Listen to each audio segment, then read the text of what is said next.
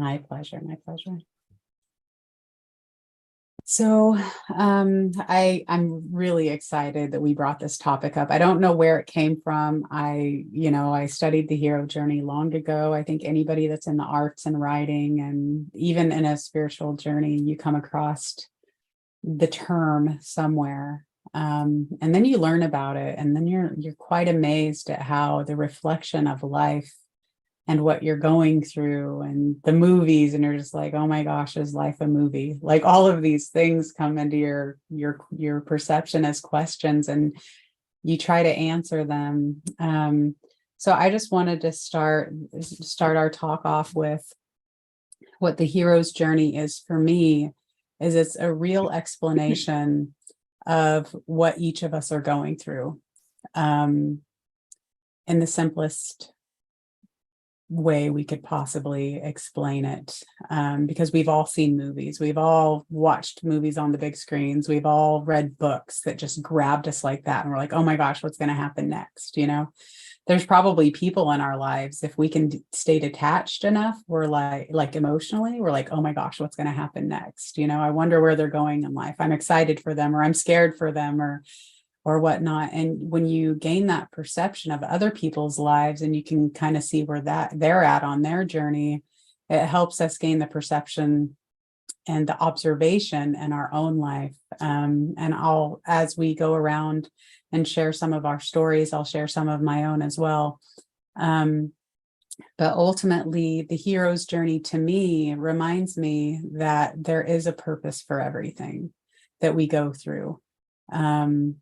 And that life happens for us and not to us, and that it's ultimately for our highest good. The challenges that we go through and the developmental points that we go through. And I'll share more about, the whole point of it from my opinion and my perspective. But I just wanted to start by saying that that's what it is to me. It's essentially something that we can all come together on, and we can say, yes, I know who the ally is in my life right now, or this is where I'm at on the journey of, this particular hero's journey that I'm in. Because even though we want everything cut and dry, our ego and our analytical and logical mind says, I want to know point A, B, C, D, and E. It has a perception of time that it wants to ride exactly. And that's because it's a safety thing. But in reality, we go through many, many, many heroes' journeys. Our life is not just one movie. And we can go through the hero journey multiple times in every area of life, like relationships and abundance and experience with our careers and coming into a vocation versus just a job, and our personal development. And we could do that hundreds of times in our lifetime. So it's almost like we have these little mini episodes of where we're at. But it is helpful when we can see on a big picture scale the ultimate hero's journey also. And it doesn't mean that we won't have challenges at the end there, but it does mean that we gain a lot of clarity as to what it was all for. Because it is all for something. It's the mystery that we withhold from ourselves, is why. Why? We want to know why, right? The ego wants to know why. So ultimately, it's a big surprise. So I'll go ahead and hand it over to Chrissy, and just, stories that you'd want to tell, Chrissy, or your perception or whatever you'd like to share. Thank you so much, Laura. That was great as always. So yeah, I think for all of us here on this panel, and for anybody who's probably watching, I think we all know that there's a purpose for what we are here for. We come here, it's an earth school. I mean, really is what it is. We're in these physical bodies, but we're really just an eternal soul that is here for a purpose. And we come here to learn lessons, and, people are our assignments. And so I think when you can put that into perspective, it's something I struggle. I mean, I didn't know really. I guess it wasn't until the last couple of years I came to that realization. But once I did, it did make it it makes the challenges a little bit, I mean, there's still challenges, but it makes them a little easier. Like Laura said, when you can understand that things are happening for you, not to you, it really puts things into perspective a lot better. And this is really hard to do when you're somebody who's like right in the midst of those challenges and you haven't had this realization yet. Because for me, that was where I was. Like I was, and I'll share some more of my story a little bit later, but I was just wrapped up in these cycles over and over and over again, the hamster wheel of karma or whatever. And I didn't have this realization. And as much as I think it was trying to come to me, like, spiritually, like the universe was trying to point me in the right direction, I was so caught up in the midst of the turmoil and the anguish and, that hamster wheel that I wasn't able to see it. So I think sometimes it is hard when we're caught up in those cycles to realize it at that time. But once things calm down and once certain things happen, I think a lot of times we have to completely, I guess, break in a way to really get to that point. But then once it happens, it's almost like now when I have challenges, and I've had several really even when I've had this realization, but when that happens to me, I'm able to just kind of say, okay, I'll take a day to just feel the feelings, let it come to me. And then I'm able to just kind of move past it because I do understand that it's all for a greater purpose. And the last thing I will say on that is when I look back on my life, even like the last 10 years or whatever, it's almost like I can watch it like a movie, and I can watch it like, okay, this happened for this reason. This was a lesson. This was a lesson. This was a lesson. And I'm able to see it so plain, just like I'm watching it on a movie. And it's kind of the most mystical, crazy, wonderful thing, honestly, to just be able to say that and to be able to kind of watch that in your head and be like, okay, it was just all for this greater purpose. So yeah, with that, I will turn it over to Chelsea. I love that. I don't want to keep repeating what everyone else says, but yeah, it's quite interesting. So I personally, I'll talk about it with dream analysis a tad bit to kind of give it a little shake. But so I noticed when doing dream analysis, the hero's journey shows metaphorically and metaphysically. And it's the idea that the ego is kind of trying to consciously evolve into the rest of us authentically. And it does reveal a lot. So I always say the hero's journey is finding authenticity, living authentically, and embracing it. But sometimes it's kind of a crazy web a tad bit. So with going with dream analysis, I tend to always notice that the ego is always kind of combating or at odds with the subconscious aspects of ourselves, which are the parts of ourselves that we would have exiled, right? So I always find it really interesting that there is like this internal battle, which, I love Carl Jung, so he talks about the hero's journey a lot and like this aspect too. And it's really interesting because, during the daytime, we'll experience it in one way, right? But at night, we'll experience it a little more differently or more extreme. So for me, I noticed probably when I first started noticing the hero's journey, I didn't really realize what it was till like a little later, right? Which normally when we're going through it, you wouldn't, like, what is this? Like chaos. But we really are fighting for ourselves on a really deep level, not just in our daytime or through our experiences during the day, but even internally. So I do see it as like this self-discovery, kind of getting rid of aspects of ourselves that are inauthentic and transitioning it back to authenticity. And it, appears in a lot of ways, but it's always really complex. And so for me, I was seeing it as so I think I explained it a couple of years ago as like this internal battle going on in my mind. And I was like, have your dreams ever harassed the crap out of you or just really just won't let it go? And it was one of those things where it was this whole process. But now that, I always say I feel like I'm always going through a hero's journey a tad bit. It feels like, especially lately, this has been a weird year. But I guess to just show that through dream analysis, there is like a whole identity crisis going on.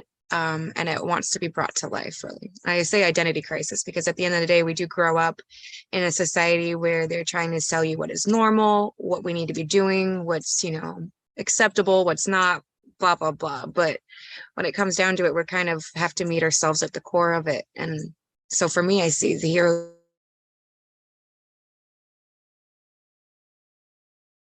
Oh, did we lose Chelsea a little? I think so. Let's see if she pops back on.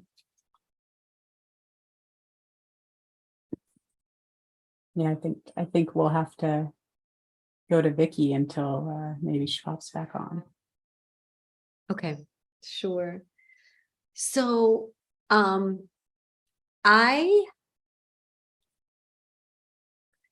I think of hero's journey, and I have to be honest with you, I had to go back and refresh myself a little bit on, like, well, what is that? Because of course, I studied it in college and, I was in a very different mindset and in a very different place back then. And so I learned about the heroes. Oh, there you are.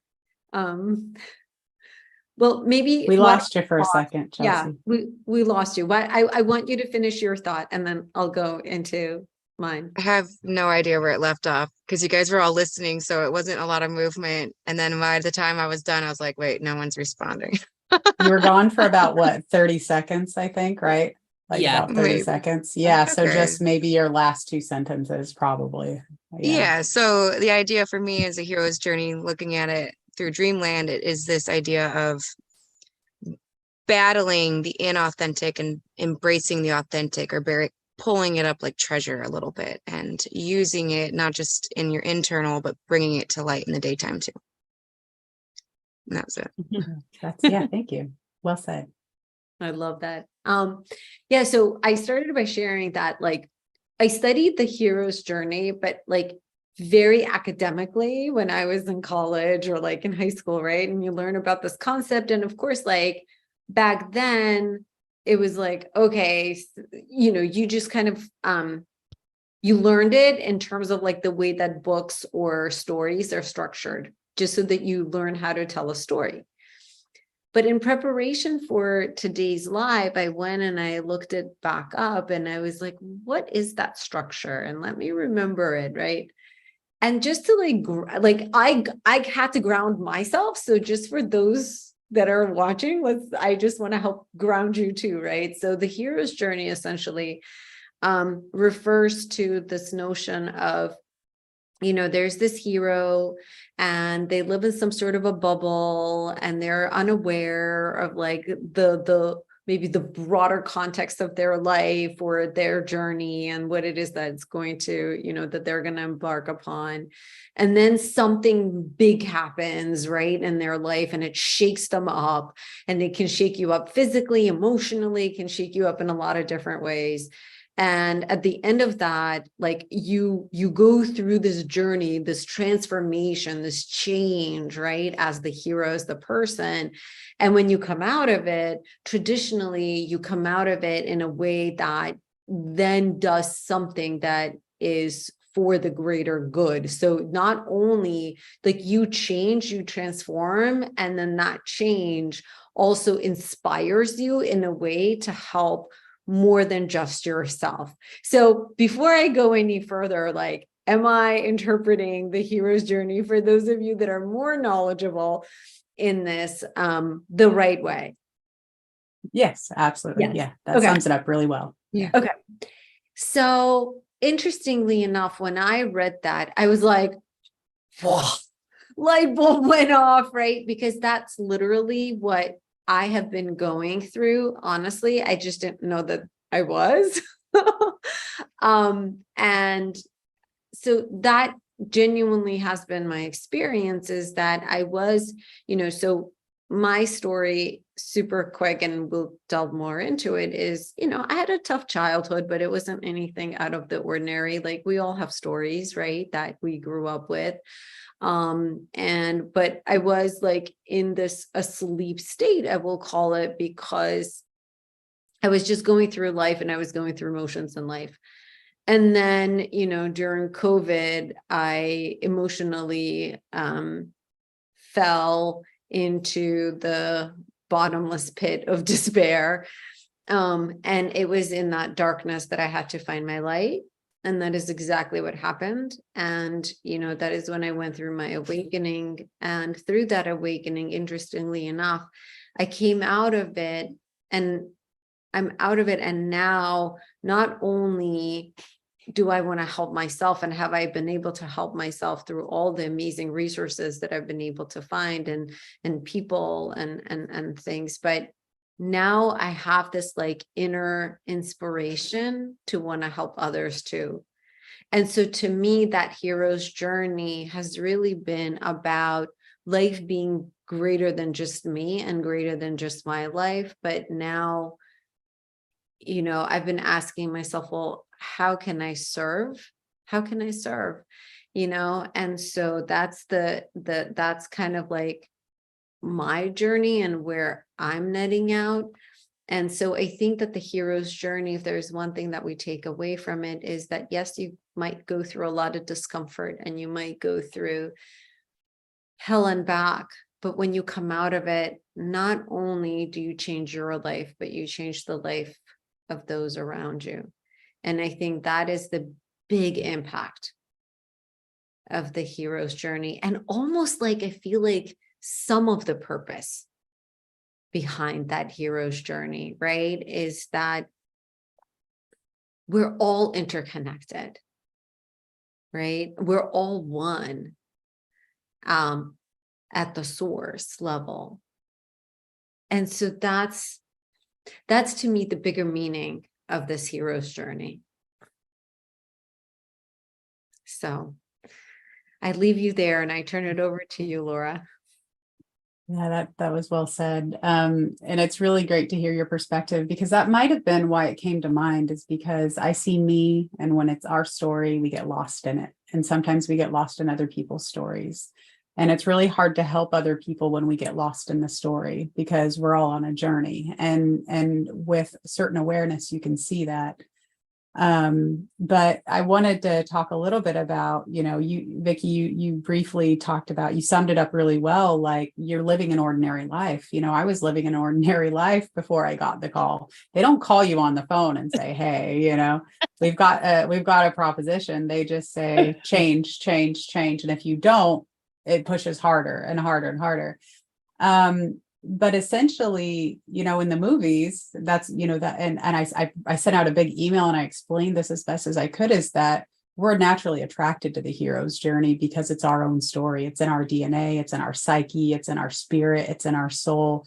It is the whole overcoming triumph, or, overcoming and triumph, and overcoming the challenges. But any movie, I think The Goonies is probably one of the best known movies between all of us, right? And they have all of the characters in there. They have the trickster, and they have the allies, and they have the shapeshifter, and they have all of the characters and how they work together. And it's just amazing, because if you watch the movies and you can begin to see it, you see that every, like Spider-Man, the movie always starts with the person, they're building up their character, and they're almost making them not like a bad person, but like a loner or a loser, or like whatever they're trying to make that person be perceived as. It's like they're at their lowest low, right?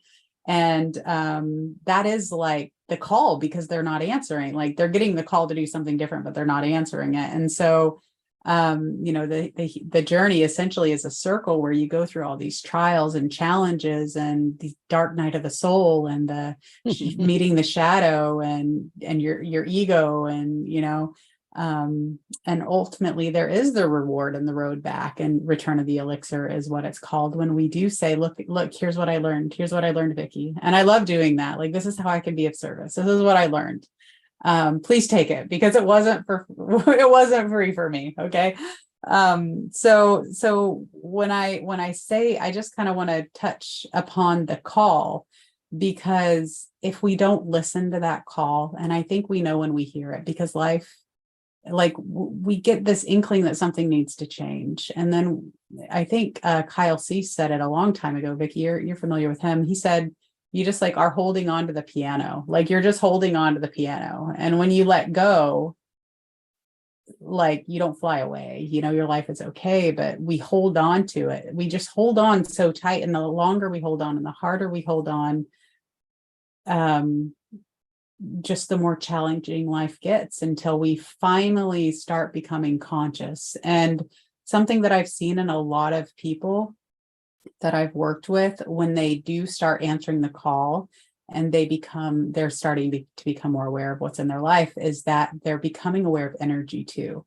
So they're like, well, I never experienced all this negativity before. And it's like, you did, you just weren't aware of it. So now you're consciously aware of negativity, neutrality, and positivity, and everything in between.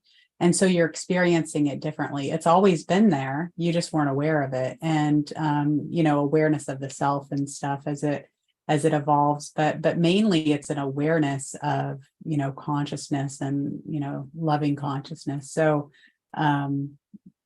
I'll end at that because I could talk forever, but I really do feel like our journey is just becoming more aware of who we are as an individual, who we are as a collective.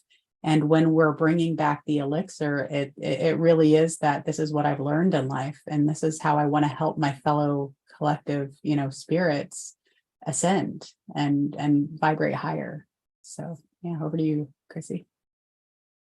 Thank you so much for all of that. And you have to touch on what Vicky said, because that was about how she had to kind of refresh her brain too. Because I mean, I'd heard of this before, but I was was texting all these guys and I was like, okay, what exactly is the hero's journey? Like, what am I doing here? And so I also Googled it at the same time, and I was like, okay, let's look. And then I was like, oh yeah, okay, I remember. I know what this is, but it's just I don't know. I just hadn't. You know, you go down these rabbit holes when you start delving into all this stuff, and there's so much knowledge, like stuff to learn and knowledge, and you kind of get lost in all of it sometimes. I'm like, okay, I had to refresh myself, but now I'm on the same page. So, and I think it's interesting what both of these guys just said about all of this. So I'll talk a little bit about my journey, because I think I've had a spirituality type of aspect for years. I mean, there's been many, many times now that I look back and I think about the universe and God and the creator and the spirit guides and how they communicated with me, but I didn't know it at the time. Kind of like what Laura just said, like you just don't always know it. You don't know about energy. You don't know these different things. And so, unlike a lot of people, when the pandemic happened, because I was still running and I guess I wasn't ready yet. So like Vicky said, she, you know, went into this darkness and it kind of like opened her up.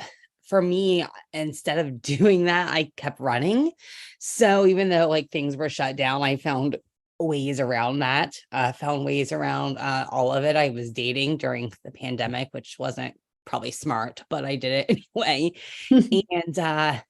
And so, you know, it was like the unit, and like Laura just said, they'll just keep pushing you and pushing you. That's what kept happening to me. So the more I ran, the more I resisted it, the more I went out.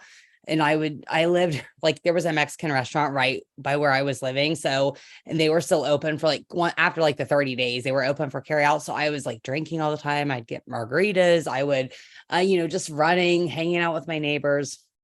And I just kept going on. And then, you know, after a horrible breakup and just going, and then eventually like in 2021, I started going through that deep, dark despair and but again, I just kept resisting the call. Like the call was there. And I look back now and I remember seeing numbers and I remember seeing signs, and I just kept ignoring it all. And then it wasn't, there, I was like, what's going on? I'm showing the hero's journey. Okay, awesome, cool. That cycle. And I remember, and I talk a lot about Gabby Bernstein, but she actually wasn't the first teacher that I found. The first teacher that I found was on TikTok, and I hadn't even been on TikTok before.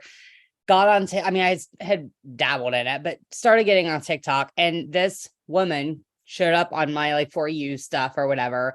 Her name was Bree, and she is an amazing psychic medium. She does a lot of channeled tarot readings. I'd never really thought much about that stuff.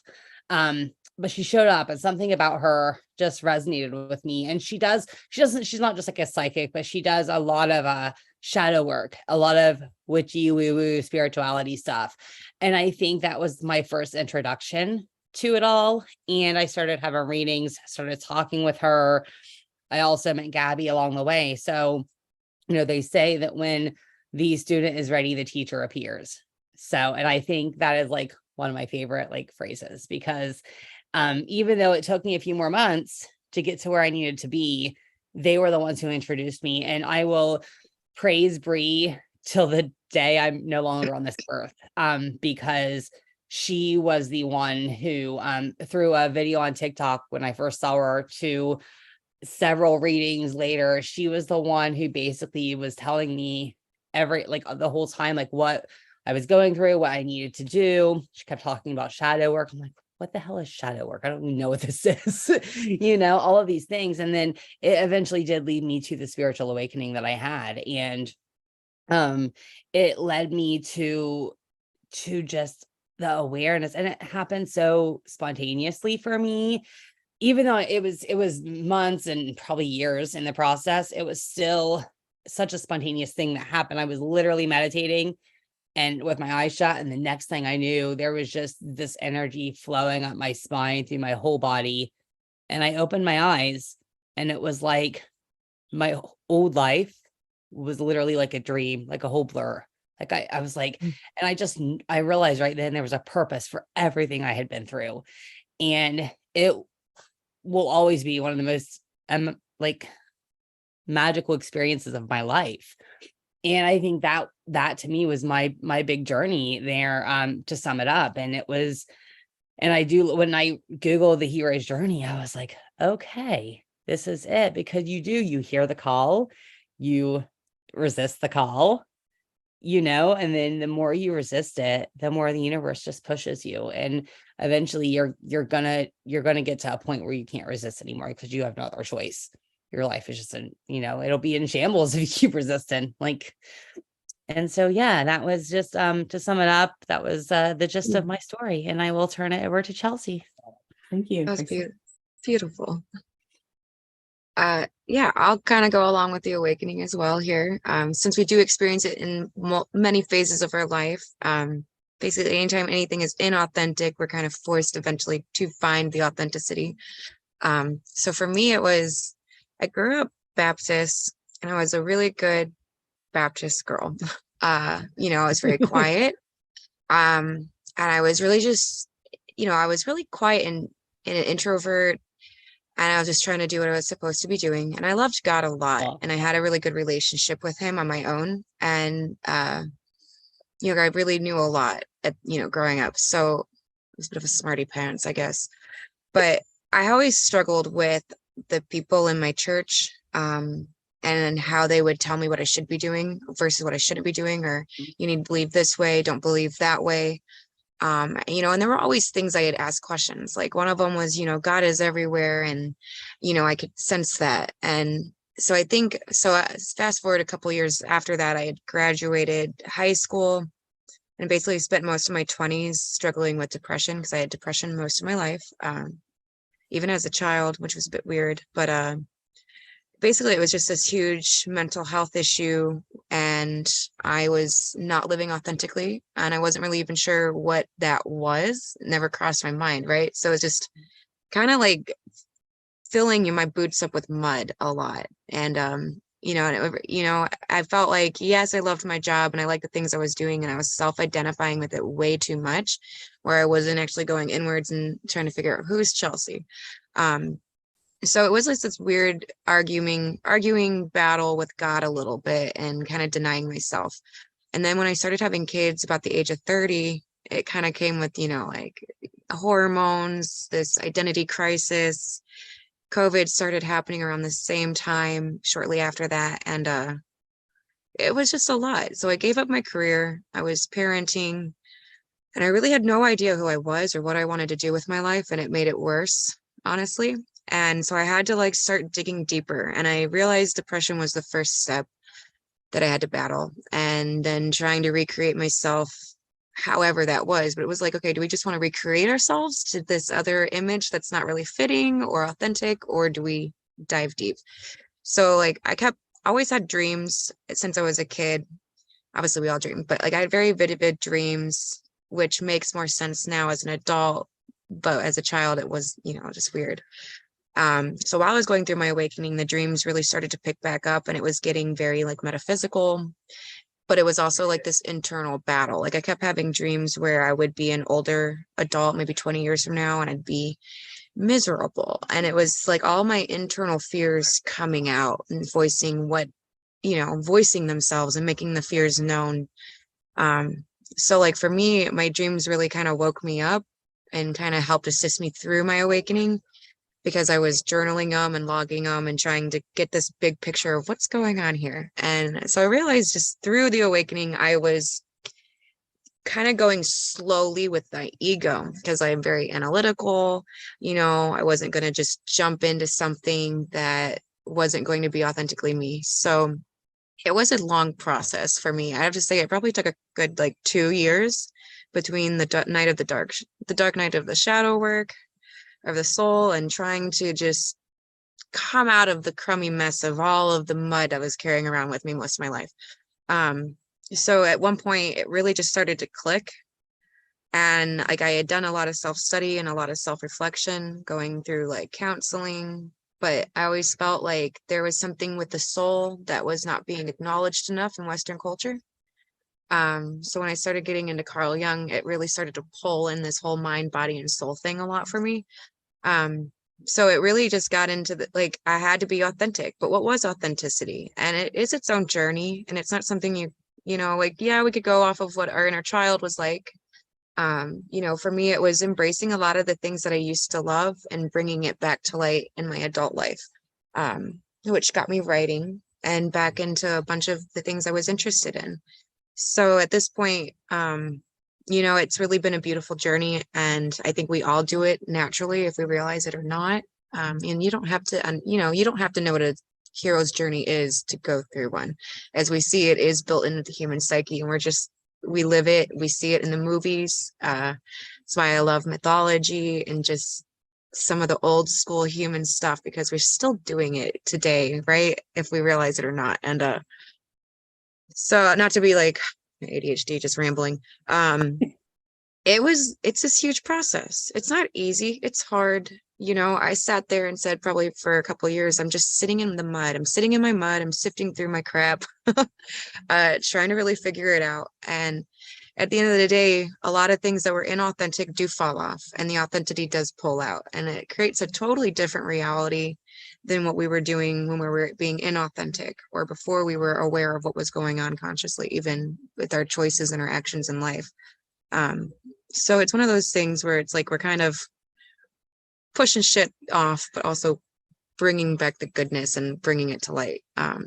So yeah, it's beautiful. But even now, like a couple years later, I still find myself sifting through the inauthentic and trying to pull out the authentic, no matter what that would look like.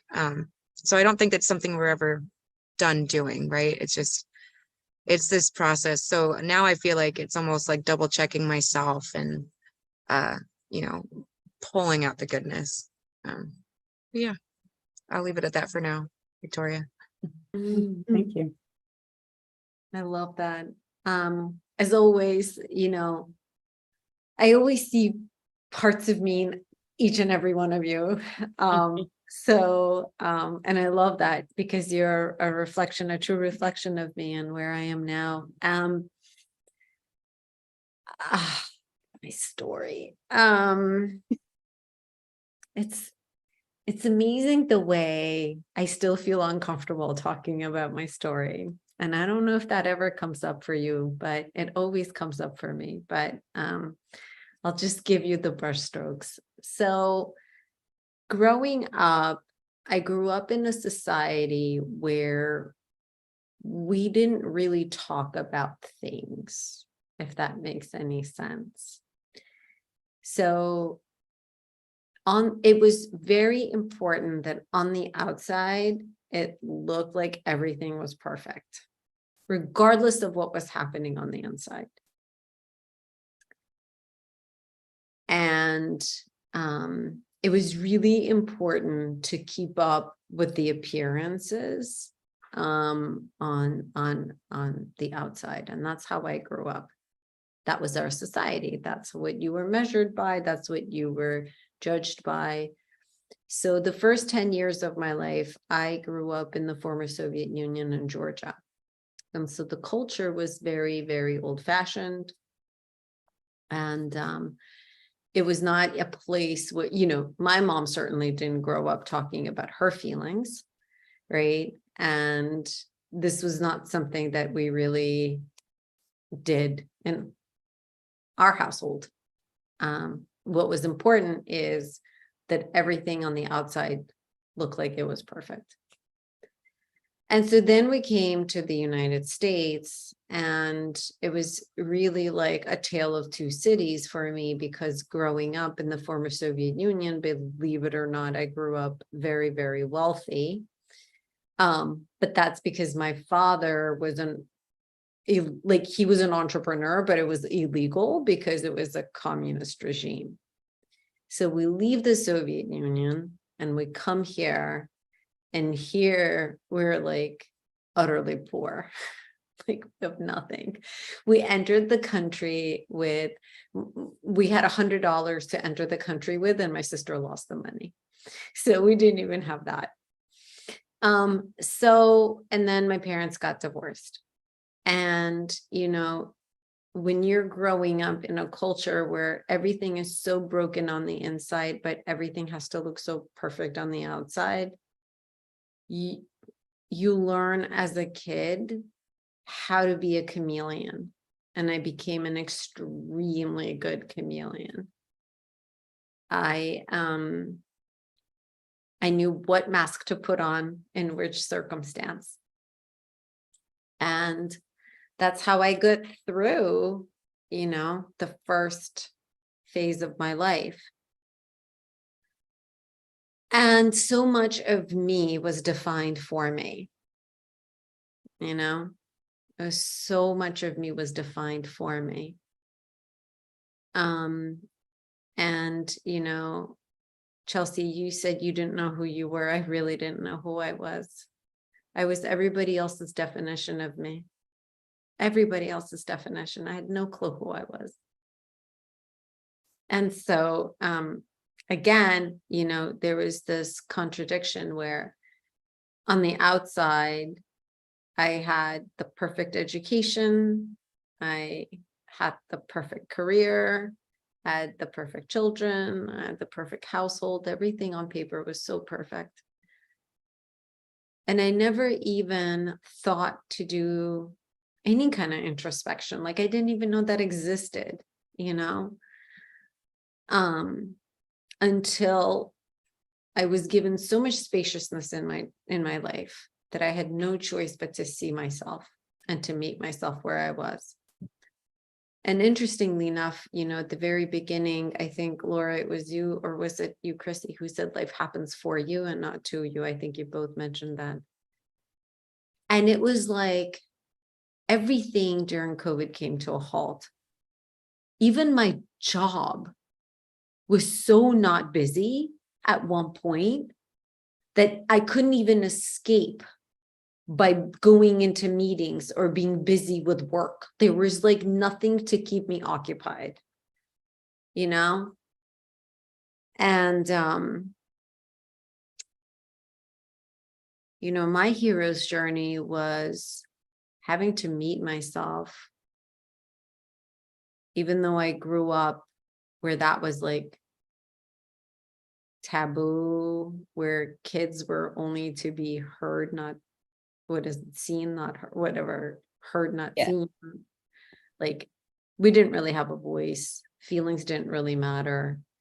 And that was just our culture. So, and plus my parents went through like a really nasty divorce, and I could never forgive my father for it.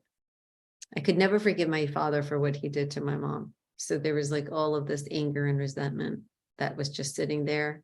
But on the outside, I was like bubbly and happy and perfect. And, you know, on the inside, I was just like so broken on the inside. And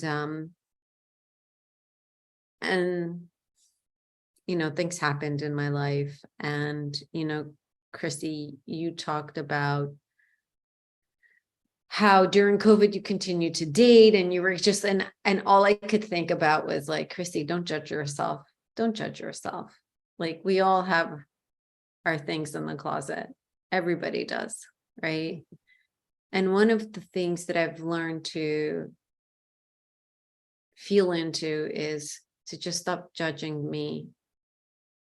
And that has been so hard for me. And to stop judging even my dad. And to stop judging everyone that I perceive to have done me wrong.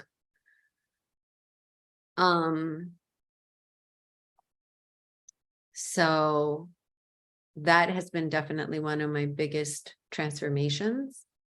I think to take ownership of my life and who I am right now has been a big one.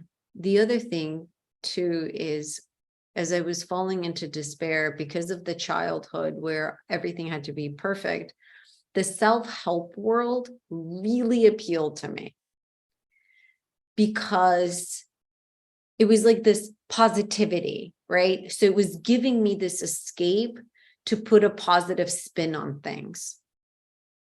So like affirmations and like this and that, like it was really working for me in the very beginning.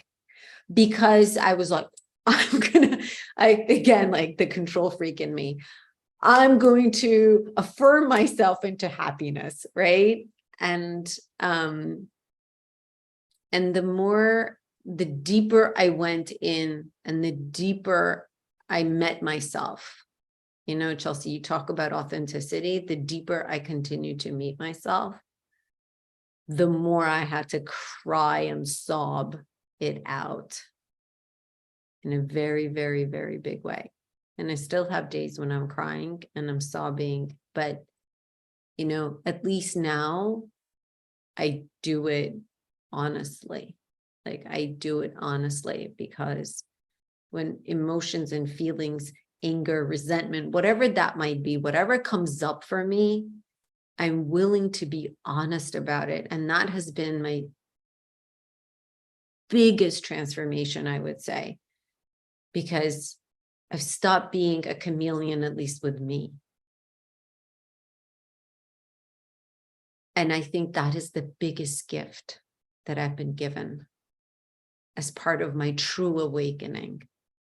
Not the like self-help, I'm going to affirm myself into happiness, but the true deep awakening that I've been going through. So that's my story. Lora, I turn it over to you. I don't like to talk about my story. It's debatable. I'm the same way, but it's because I'm an emotional person, and so I'll do my best. But it made me think about just looking at the spiral, because the map that I sent out in my email is like a spiral, because you're starting on a lower level and you go full circle, but you actually are at a higher ascension point when you come back.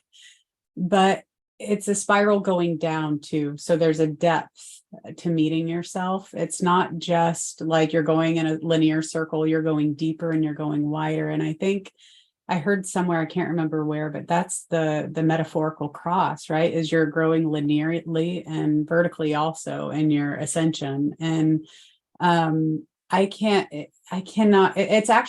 it's beyond that, because it's holographic, because I could feel myself like grow just in like a diameter over here and 4 millimeters over here. It's really hard to explain, but the expansion, it's like it's continuous, but it's not like you see a plant grow. Essentially, it's like maybe a forest, right? Everything's growing at different rates. Everything, like, we're just our being is this like holographic self that is also an ecosystem, that seems like our spirit is. So but my story started when I was really young, because I was born into a life with a single mom, and I was it was the same, kind of like Vicky, your story, that we didn't talk about our problems, but we also didn't hide them. I was raised in the South until I was 12. So your problems are very obvious. You like wear them on your shirt with all the stains. Like it doesn't matter. I was raised dirt poor. We didn't hardly have anything. My mom tried her best. But she would get married and then it wouldn't work out, and she would have kids and it wouldn't work out, and then we're on welfare, and then we're homeless, and then we're living in a motel, and then but she did everything as best as she could. But when she met my father, my biological father, he turned out just to be like a bad person for her, and he ended up causing a lot of trauma within my family, and especially with my older sister, with sexual abuse and such. And my mother was very good at keeping me away from him, and she actually moved us to Washington State for one of those reasons, is because he could try to win custody and all that, and she just said, I'm not having that. But it left my sister with so many wounds and scars, and she was how much she was born with, I don't know, but she committed suicide when she was 29 years old. And I never could heal from any of that, but I wasn't even aware to the extent of it hurting me. And when I was, I know that I think I was about 23 when she committed suicide, and I started drinking then. Like I wasn't a big drinker, but I started drinking, and I was just drinking, and I was going out drinking, and then I was drinking on the weekends, and I was drinking every weekend. And luckily I didn't drink like on the weekdays, and it didn't affect my life. But eventually I decided I had to quit drinking. Like it was just not good for me. And so I quit drinking, but I didn't heal the parts of me that were drinking. So, I had a lot of trust issues with men because I didn't ever have a good example of what a man's love was growing up. So I would also be attracted to like the same kind of men that my mom and my sisters were, it's just like that pattern that you pick up because you don't know what love is. And, I fully believe that I was born into the situation by my own choice in order to grow in the ways that I wanted to grow, because I did learn to forgive my father, who died of a drug overdose when I was 16, by the way. So there's all these things that when life, it didn't even slow down, it just started breaking and crumbling. And then it's like, okay, now you got to look at this. Now you got to learn why you were drinking in the first place. Now you got to heal from your sister's suicide. Now you got to find forgiveness for her. Now you've got to learn what was her responsibility, what's your responsibility. And, that's a tremendous pain. And growing up without a father is another tremendous pain, especially for a girl. So when we get the call, it's almost like you're getting the call for a new future, but you're getting the call to heal your past as well. And that, I think, is why it is so traumatic if we don't respond to the call, because the energy is pushing us into a new version of us. And if we're not letting go of everything that no longer fits, it hurts and it hurts and it hurts. I could talk more about my story because, my relationship did fall apart all at the same time. All of this stuff was happening. And, my intuition told me once I was like drinking a beer, my intuition wasn't drinking a beer. I was, it might as well have been, but I said to myself while I was just having a beer, like, get out of this relationship. It is not good for you. And I said, whatever. I felt like I didn't have a choice for some reason. I felt like I needed to be there. And, 5 years later, fast forward, I was in a relationship with a covert narcissist. So if you know what that is, they're very, very good at hiding their persona. And I thought he was a good person. He was a defense attorney and working with the defense. And, in the past, it's an area in law where you just have ultimate compassion for people, for drug addicts, for for the people that are not doing good in the world, you find that compassion and you try to support them. And so, most defense attorneys are kind of built in with that non-judgment and full of love type of aspect. And that's what I thought, so what I thought wasn't right. But I also had to go through I don't even know how long the trial was, but it put pressure on my my understanding of money. I didn't like the idea of money because I was just trying to be bought out of my house that I bought in Bellevue, and for some reason I just didn't like money anymore. I didn't like things anymore. I didn't like, I just wanted out of the relationship, and I couldn't get out of the relationship, and just, how he seemed to quiet my voice. And I couldn't be heard, and I wasn't listening to myself, and I was lost too, because you end up in a space where you're alone and you have to look in the mirror. And, with other circumstances came a lot of PTSD. So it really was a lot of things that I had to heal from and face and overcome. But, I'm not full circle. I don't think we're ever full circle, but I do know that I've got a lot of experience, and I do know that I've gained a lot of clarity, and I do know that I've gained a lot of grounding. That's one of the other things that I wanted to point out, is that every time we get a new adjustment through the lens of life, the way that we see life, something shakes it up, a new perspective. It's like, wow, the entire way that I thought about life has changed, and the rug gets swept out from under your feet. What happens is we have to take time to gain some clarity or some translation of how to even put these things into words. And I found myself in that situation over and over and over again, as I need new grounding, I need new clarity, I need new, wherever you're at. And even in business where I'm at right now, I think Vicky and, this is just one example, but we tend to be growing so fast that we're calibrating and we don't have the translation yet. It's like, I don't know what that movie Lost in Translation is, but it rings a bell. I love that movie. Yeah. Yeah.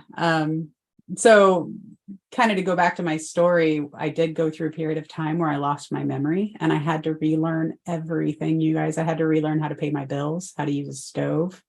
This was only like 6 years ago. So interesting thing about movies is I remember the name and I remember the feeling that they give me, but I don't actually remember the storyline or what the movie is about. Sometimes I'll remember who's in it. So whenever I see a movie, it's like I've seen it for the first time. So I might have to check that one out.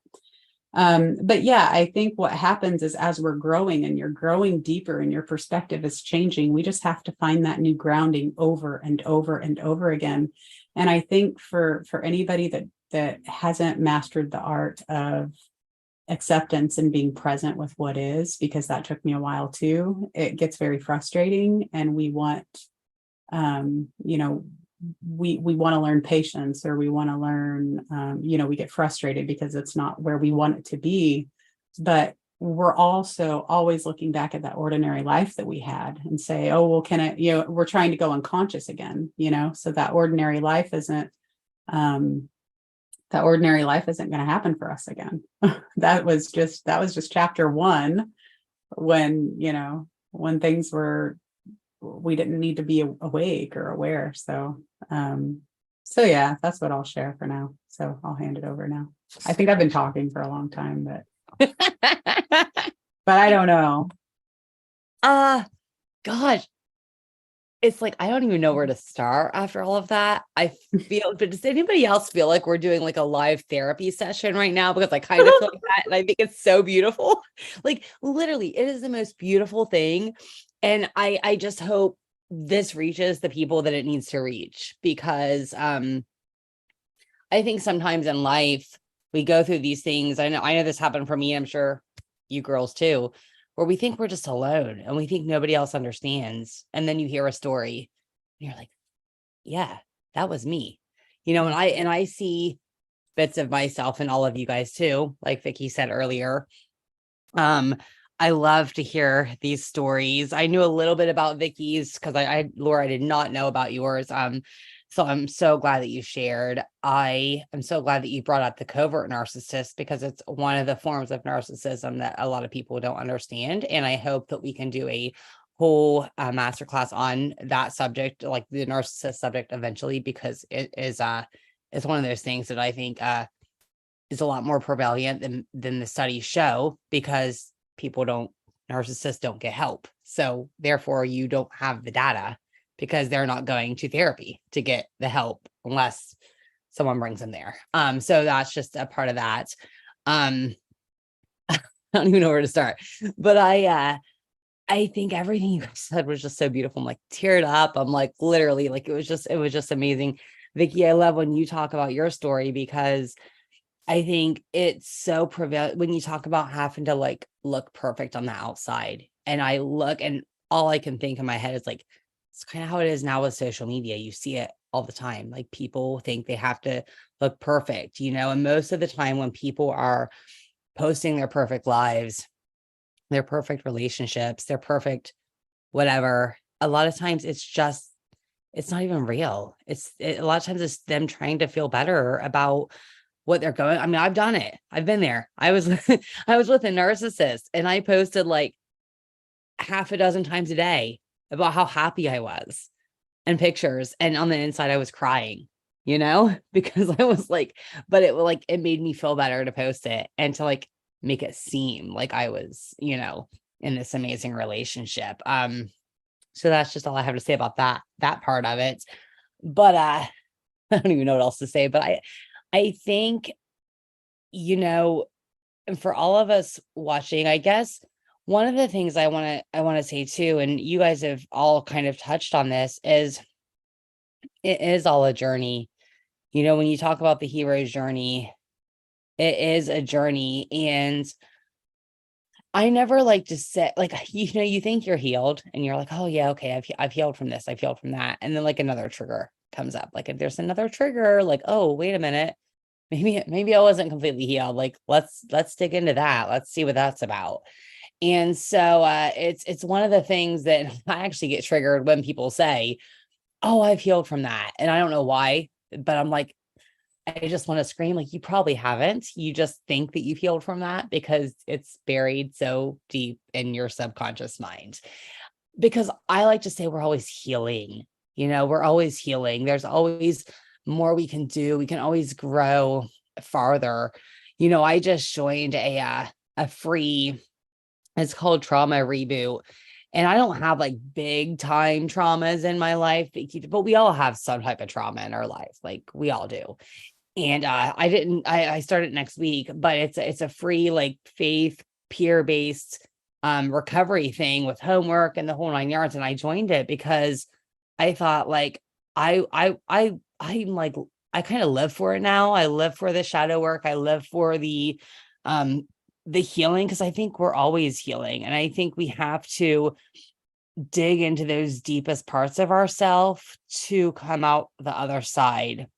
And one thing I do know about myself, and I know all of us, and I think a lot of people who go on this journey, is that we do come to serve. I knew before my awakening, 3 years ago, whatever, 2.5, 3 years ago, when I had the huge breakup and I discovered like attachment styles and codependency and narcissism and all these things, I knew then that I wanted to serve. Like I wanted to help people more than just the nursing, more than just the physical. Like I wanted to serve people and I wanted to help them in their relationships and help them, not just romantic, but friendships, family, relationships with themselves.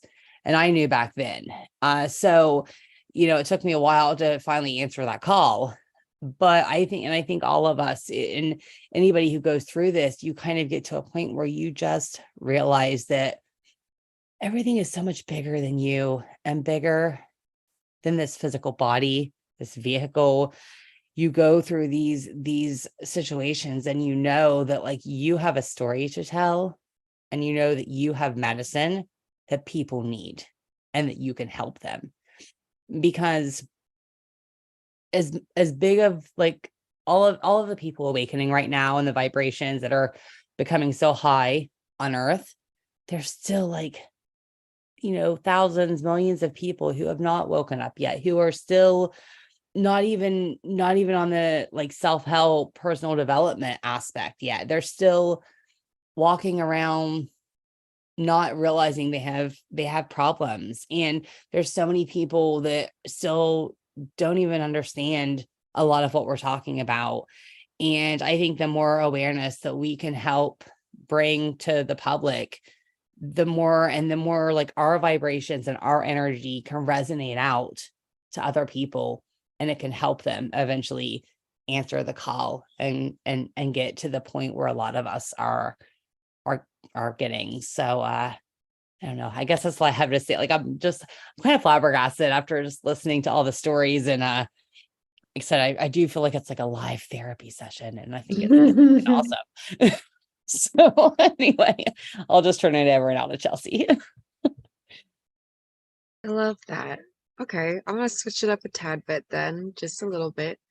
When I was going through, well, okay, so before I went through the spiritual awakening or had it really pivot to where it was obvious that there was some change going on, I remember having this idea of who I wanted to be, but I felt like I was not her at all.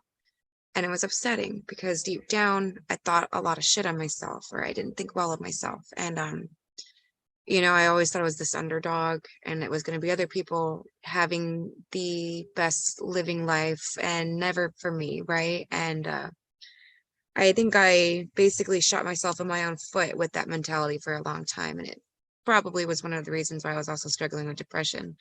It is a self-love issue. But at the end of the day, when I was started reading and really getting into the mental health stuff, I speak of Joe Dispenza a lot, and I still will recommend his books to anybody who is struggling with anything mental health wise, even manifesting or energy. He talks about these ideas of like not just healing, but reprogramming your thoughts, and how we are subconsciously living on autopilot versus consciously being aware of what we're doing on a daily, even if it's down to our reactions or how we think about the world or ourselves.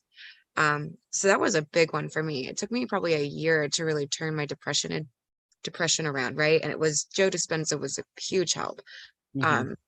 But it wasn't just that. It was also embracing the natural curiosity I had for the world around me, for myself, and just I was like, okay, I need to find the world truth. I need to, and I was like, this whole thing, what's going on in life and why are we here? It was a lot of big things on my mind, and I grew up in a Christian church, but at the end of the day, it wasn't really resonating internally with what I was going through and struggling with. And and I needed something applicable to apply in my life that I could actually use as neat.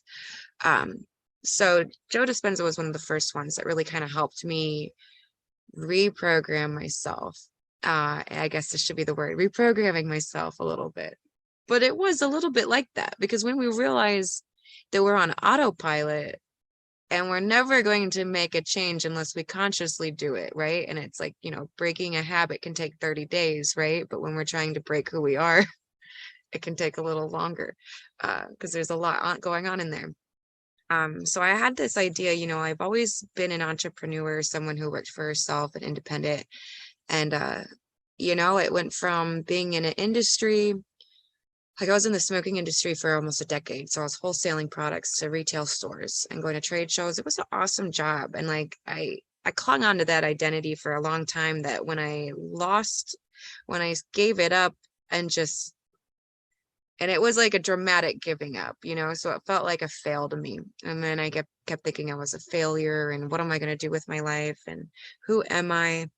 And I remember starting a new business venture. I invested in a jewelry line to manufacture. And I remember thinking, okay, this is a really good idea, but I am so not really the person that needs to be doing this. Or like, I wasn't ready. So I knew I had to do internal work. So at the end of the day, I was like, I had to adjust what was going on internally to make the external work. And I didn't understand how, but I just knew that they correlated, and I had to to become this woman, right?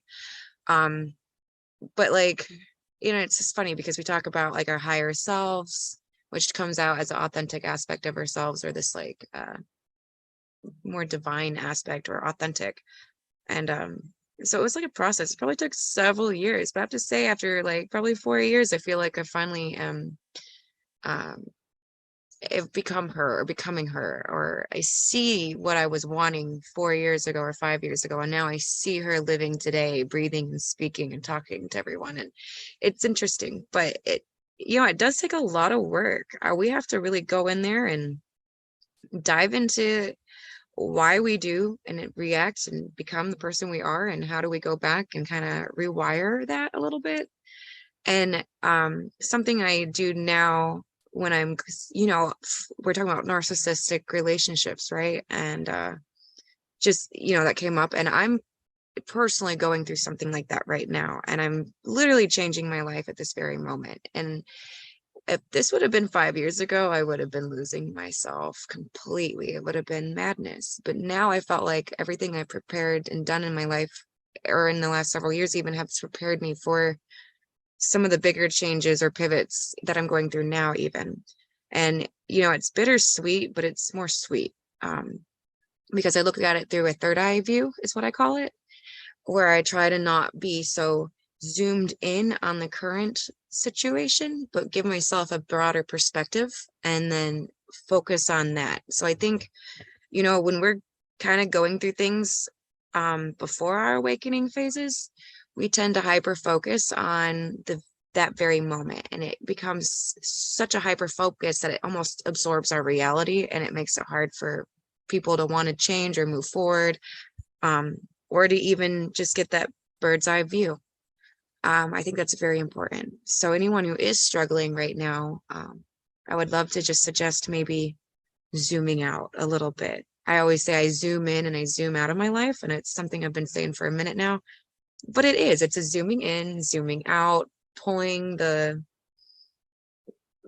finding like, okay, if it's point A is the issue, let's zoom in on it, pull out, and then try to move it to a different direction. It's easier said than done, but I think once we get used to doing that, it actually gets way easier. So it's a sign of hope for anyone listening. It's not always going to be the end of the world, and that's just something internally that we psych ourselves out with a tad bit, so we can handle it a little more gracefully when we really give ourselves that bigger perspective. I don't view myself as one life. I view myself as a soul. I do view things as a soul mission, especially when we do find the authenticity. It really does become this soul-driven lifestyle. And I would rather be living a soul-driven lifestyle than anything else at this point in my life. And when I look at having to jump hurdles, now I prepare myself and I go, how high are we going to jump? Hell yeah. How fast do we want to run? And it's a growth. It really is a growth. So, I think it makes life a little easier when we do have a grounding in ourselves. If I would have known 5 or 6 years ago that I would be doing what I'm doing now, I wouldn't have believed it. Not at all. And, it's a beautiful thing. The self-discovery, it really changes your life. And sometimes I have a hard time explaining that to like even my clients, because they're like, well, what's this even going to do? And I was like, well, it depends on the person, but it could change your reality, your belief systems, change how you apply it, live, and the whole 9 yards. At the end of the day, I don't want to be jealous of anyone's life or what they're going through. I just want to be able to see the mirror of everything around me and know that it is always a progression, and yeah, we're never really done healing. It does, as like Laura was saying, it kind of makes this cross of in-depthness and width. We are literally expanding our consciousness into ourselves, and it's a lot. It's truly a beautiful thing. So, okay, and I'll leave it for Victoria now. Sorry, I cut off class sometimes. You're great. You're fine. It's beautiful. I love listening to you ladies. So a couple of things. One is, interestingly enough, Laura, the more I like hear your story, the more I'm like, oh my God, she's like repeating some pieces of my life. And this is a little slightly uncanny. Same. But okay. Same. All of you the same. I'm like, yeah, Right? I can't say I've been through that enough, but that's where we get compassion, right? We're like, I've been through that. Like, I get that. That's where people can relate. So So true. And I think, Christy, you said that we're not alone in this, right? Like everybody's dealing with some element of this, right? Mhm. Which is really the premise behind why we're doing these lives, right? Like Yeah. when we reflect back, like it is because we want everybody to know that you're not alone. You're not alone, you know? And we're either going through it or we've gone through it, right? And it's to remind you that you're going to be okay on the other side of it. You are, Mhm. as hard and awful as things might be. You're going to come out the other side. You will. But what I was going to say is, so interestingly enough, I also had father issues in that, you know, my parents got divorced, and not only did they get divorced, but you know, like my dad cheated on my mom, and like, I mean, you talk about trust issues. I never thought I would be married, never. And when I did get married, I married the complete opposite of anything that had to do with my dad, and I completely disowned him in me, you know. And so for even, you know, how they say like when somebody passes away, you have like you forgive all of their sins. Oh, not me. I held on to all of it. Hold on. So I have an older sister, and my sister would be like, don't you think it's enough already? And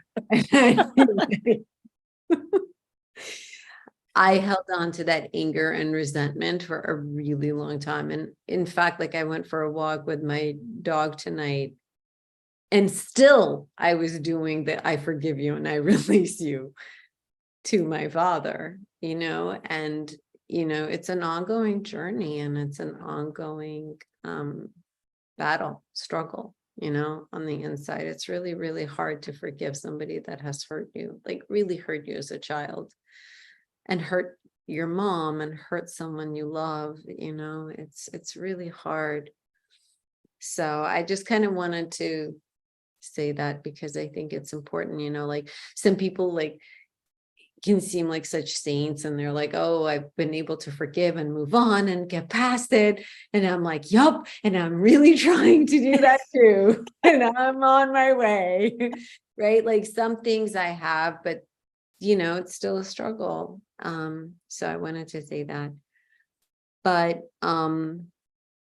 more so than my story, I guess I would love to maybe give people some practical advice and tools on, you know, if you are going through transformation, if you are going through this, what feels like journey of hell, but really it's such a blessing. Like, but it's Mhm. hard to see it when you're in the middle of it, and you're Mhm. in the heart of it, and you're in the thick of it, and you're just like crying your eyes out, and you just like sometimes don't even want to get out of bed or wake up or face the day, face the feelings, face the emotions, face the heartache. I guess one reminder I will give whoever is watching is this is not the only hard thing that you have ever done. You have done hard things before, and you're still here, and you're still alive, and you're still breathing. So, yes, it may be a difficult moment, but recognize that it is a moment, and that you will get through it, and you'll get through it, and you'll be better for it, no matter what it is on the other side of it. So I just want to remind people that, because I think it's so easy to get lost in the moment. The other thing is, the longer you're on this journey, what I've learned is the easier it becomes to face my demons and to face my fears. So like before, it was really like, it felt so traumatic for me to look the truth in the eye and to allow it to be that truth. It was so uncomfortable to be authentic and to be vulnerable and to be honest with me. Like it didn't matter with somebody else, but with myself. Like that's where I struggled with the most. But the longer that I've been at this, the easier it's becoming for me to be honest with myself. And even like today, when I went for a walk with my dog and that like whatever stuff was coming up with my emotions towards my dad, I was okay with it being there. Like I didn't feel the need to brush it off. I didn't feel the need to be inauthentic about it. I was willing to see the pattern. I was willing to see the emotion that was coming up. I was willing to ask myself, well, where do I feel that? Like even in my body, like where does it hurt? Like where is that emotion in my body right now? And I guess what I want to say is that the longer that you're on this journey and the more courage you have to look at yourself, look at your emotions, look at what's coming up for you. Honestly, just be honest with yourself. It doesn't matter who else knows. Just be honest with you. And the more that you do that, the easier this is going to become. Because you're going to be like, oh, there's that pattern, there's that pattern, there's that fear. I see that fear. And the more that you shine a light on it, the more comfortable you're going to get with your discomfort. Obviously, I'm going to say meditation, introspection, mindfulness, observing your thoughts, observing the emotions, observing the feelings in your body. Being mindful when these things come up. And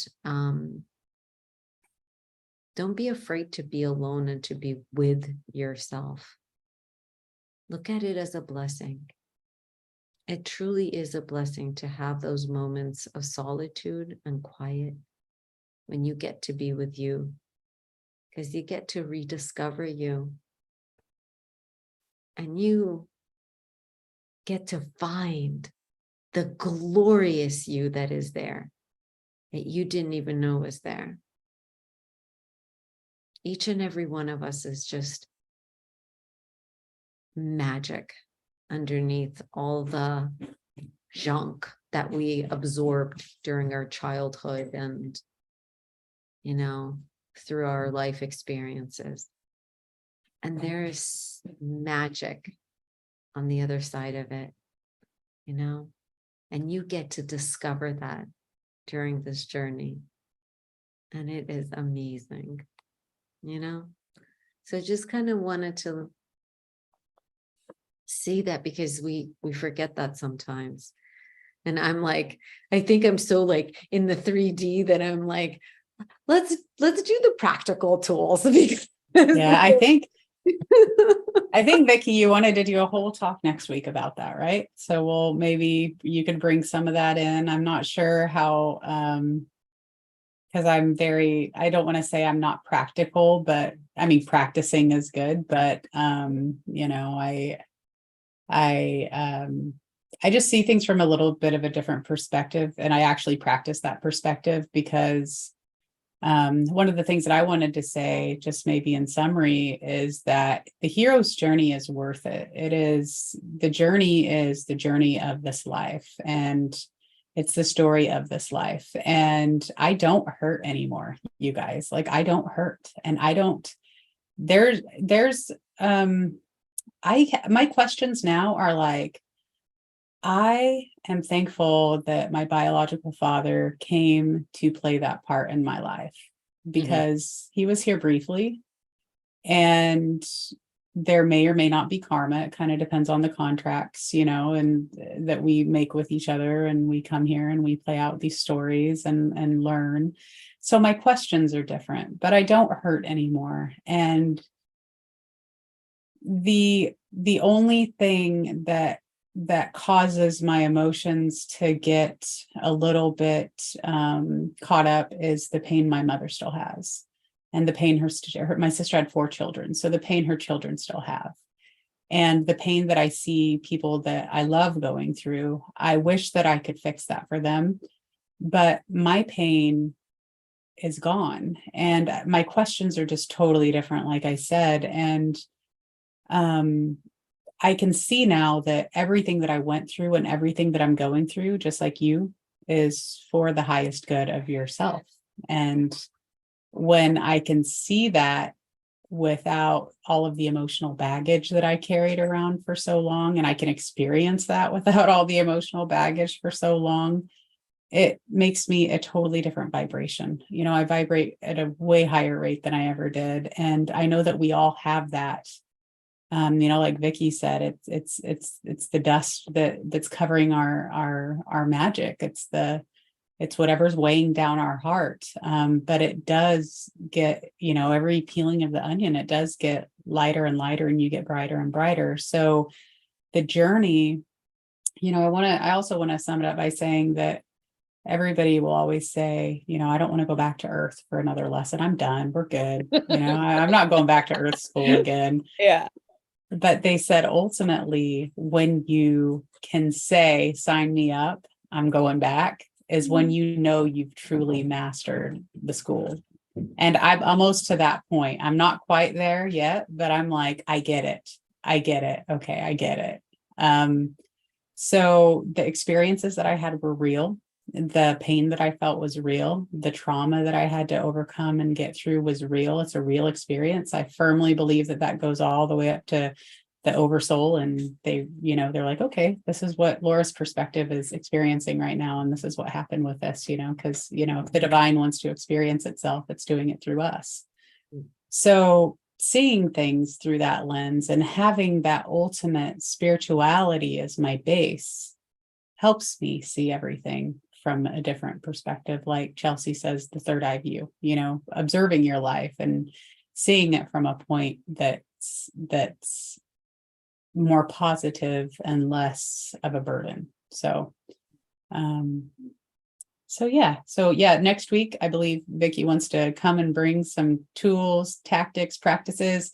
Like I said, I will do my best, but I'm a big meditation person. I'm a big I think we all are. I'm a big, like, get in touch with yourself, Yeah. because you're going to learn about yourself, and, you know, everything points back to yourself. And, you know, I did some Joe Dispenza courses probably 5 years ago.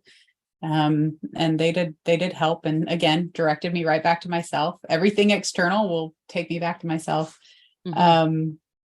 But the other thing that I wanted to share, just because I think we're over time, is that one of the biggest things that I learned, I would say the elixir that I'm kind of bringing back into society, is the 3 principles.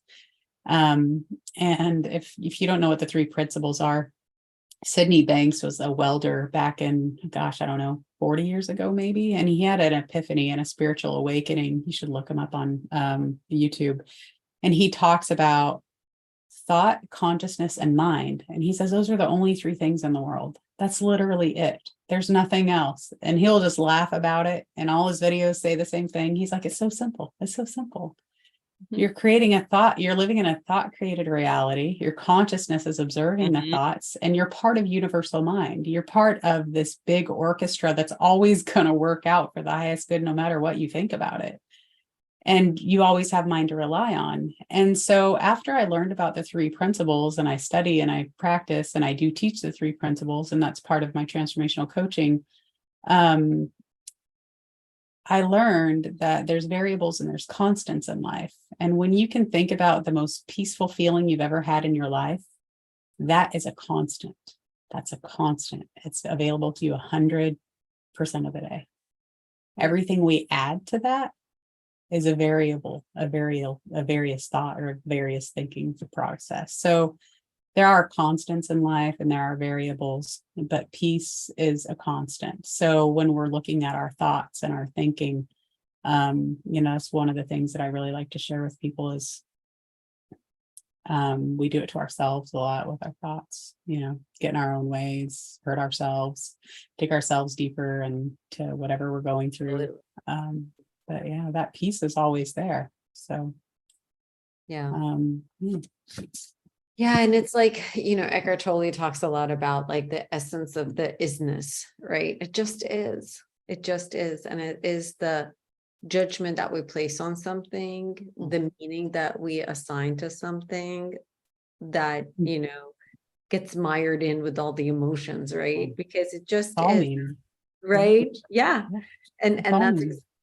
like, and when I was walking with my puppy, it's really interesting because this was like I think I'm starting to transition into that state of beingness, in the sense that, like, as I was walking with my puppy and I was like thinking back, and I started to get into a state of mindfulness and observing my thoughts.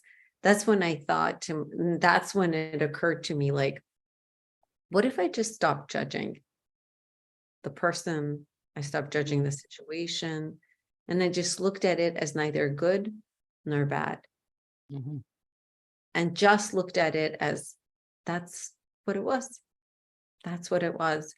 And it was in that moment that peace overcame me.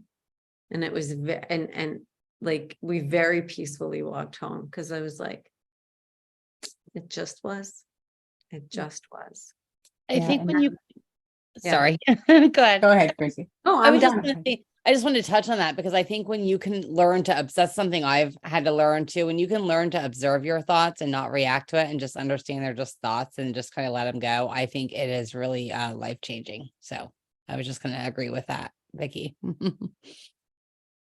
Yeah, and And I was just going to say that life is essentially meaningless, right? Like I when I first heard that, I didn't understand it, and I was like, "Oh, that sucks." I'm here for no reason. It's like, no, it's not what it means. What it means that it's meaningless, and it's up to us to give it the meaning that we give it. Every experience, every situation, every circumstance. Our circumstances don't even matter. It's how we're defining the circumstance that matters. And crazy enough, a lot of the definitions that we have are from the people that we learned them from. So when we're defining how, what something means, like when I found out my ex was cheating on me, I was beside myself. I was just traumatized. I was like, he wasn't even the personality to do that in my mind. So I gave it that meaning that gave me a very bad experience. But had I been like a polygamist or something and totally okay with it, I wouldn't, I would have given it a different meaning, and it would have been a totally different experience. But I was so, caught up in my own ways, and I'm not saying it's right or it's wrong. I don't think it's either. It's just whatever you agree to in a relationship, and it wasn't that, right? So, so yeah, it's the meaning that we give things that ends up hurting us. So most of the time, it's 100% of the time. so true. Whew, this is Awesome. really good. live therapy. I'm telling you, it's like live therapy right here for the world to see. And it's great. It's beautiful.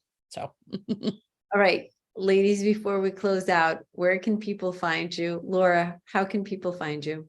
My website, loraperry.com, LORAPERRY.com. Awesome. And I Best know place. you have some amazing giveaways for people, free resources, and just a plethora of content that people can dig into, which is awesome. Chrissy, where can people find you? you can follow me on Facebook or TikTok. I also have YouTube, but I have not posted on YouTube for a while. So just stick to TikTok and Facebook. I think on Facebook it's just Chrissy Lax, just my name, CHRISSY, then LAX, and then on TikTok it is Soul Connections 11. So I love that. And Chelsea, how can people find you? My website, chelseaturpinandcoxey.com. I'm not going to spell it out. It's very long. But I'm going to comment here after this video, and I'll have it down in the comment section. So awesome. I love that. I love that. I love that. I'm so glad. And if anybody's interested, you can sign up for my newsletter at VickyD.me. So, and that's something that I'm leaning into, is I want to do more educational content. Whew, this is such a good Right? conversation, as always. I'm loving these, and thank you everybody for watching. Thank you for joining us, and that's a wrap. We'll see you next week. Wednesday. Next Wednesday we will Yes. be here. Okay, take care, everybody. Bye. Bye. Bye. Have a good night, ladies, everybody. Yes, bye.